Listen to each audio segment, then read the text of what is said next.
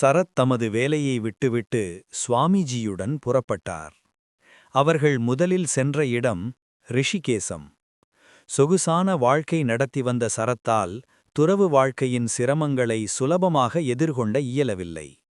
நீண்ட தூரம் நடப்பதும் பசிதாகங்களை சகிப்பதும் அவருக்கு புதியவை. ஆனால் சுவாமிஜி அன்பின் வடிவமாக இருந்தார். சீடரின் சுமைகளை தாமே ஏற்றுக்கொண்டார். இமயமலையில் ஒருமுறை இருவரும் சென்று கொண்டிருந்தபோது பசியாலும் தாகத்தாலும் சரத் மயக்கமடைந்தார். அப்போது சுவாமிஜி சீடரின் சுமைகளை மட்டுமல்ல, சீடனையே சுமந்து சென்றார்.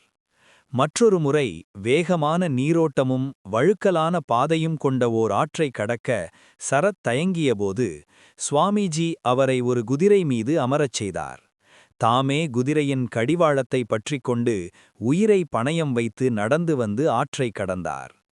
பின்னாளில் சரத் இதை பற்றி நெகிழ்ச்சியுடன் குறிப்பிடும்போது, அவரை பற்றிச் சொல்ல என்னிடம் அன்பு என்ற ஒரு வார்த்தையைத் தவிர எதுவுமில்லை. நான் நோயுற்றிருந்தபோது எனது பை, துணிமணிகள், ஏன் எனது செருப்பை கூட அவர் சுமந்துள்ளார் என்று கூறினார். ஒருமுறை மனம் தளர்ந்த நேரத்தில் சரத், சுவாமிஜி, என்னை நீங்கள் கைவிட்டு விடுவீர்களா என்று கேட்டபோது, முட்டாளே, உன் செருப்பை கூட நான் சுமந்துள்ளேன் என்பதை மறந்துவிட்டாயா என்று சுவாமிஜி மென்மையாக கடிந்து கொண்டார். மேலும் ஒருமுறை அவர்கள் ஓர் அடர்ந்த காடு வழியாகச் சென்றபோது வழியில் மனித எலும்புகளும் காவித் துணிகளும் கிடப்பதைக் கண்டனார்.